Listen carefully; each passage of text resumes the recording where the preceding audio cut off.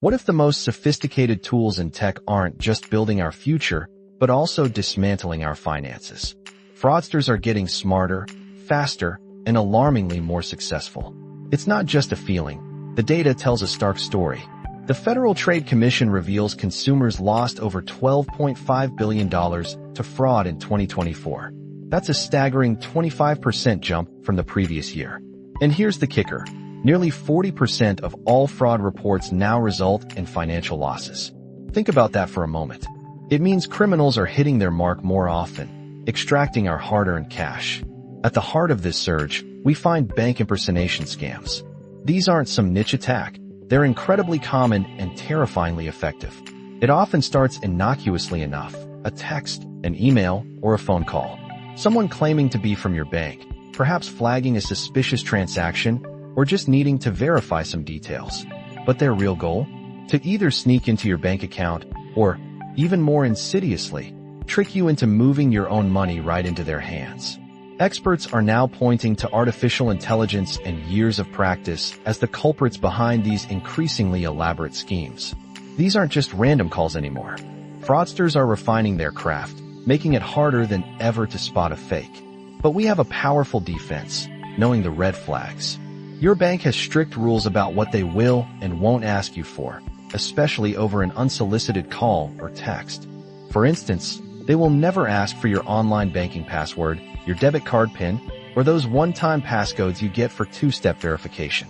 Jen Martin, head of banking fraud at Citizens Bank, makes it clear: banks typically won't call you and then ask you for your one-time passcode or full social security number.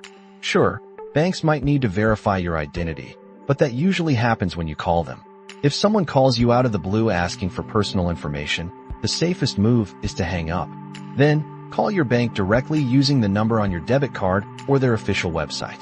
As Martin advises, it's always better to call us and validate that it's a real call. Another classic move? Urgency. Fraudsters love to create a sense of panic. They might tell you your account will be locked, or you'll lose your money if you don't act immediately. But here's the truth.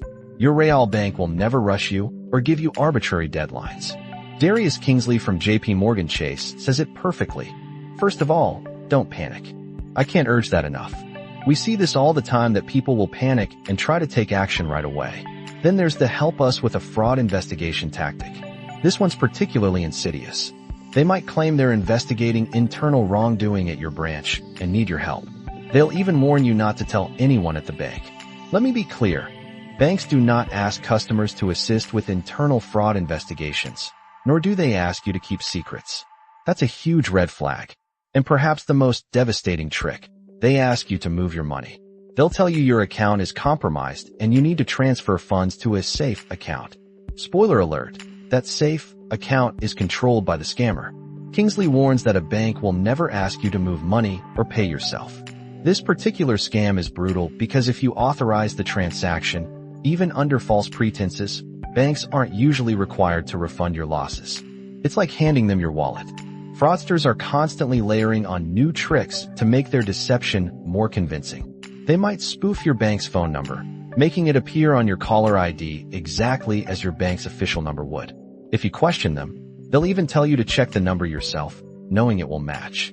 Always hang up and call back using a known official number. Don't trust the caller ID. Thanks to AI, they can now create incredibly realistic fake bank statements, complete with official logos and even your supposed account balance. They'll send these to prove their legitimacy. And to add even more weight, they might transfer you to a supervisor or a fraud department, making it sound like a legitimate operation with multiple people involved. Each layer builds credibility, but each one is designed to trick you. The takeaway is clear. In this increasingly digital world, your vigilance is your best defense. Banks are working hard to protect us, but the front line is always with you. So, the next time your phone rings or an email lands in your inbox, pause, think, and question. Your finances depend on it. Stay informed, stay safe, and be sure to subscribe to our podcast for more insights on navigating the tech and financial landscapes. We'll keep you updated.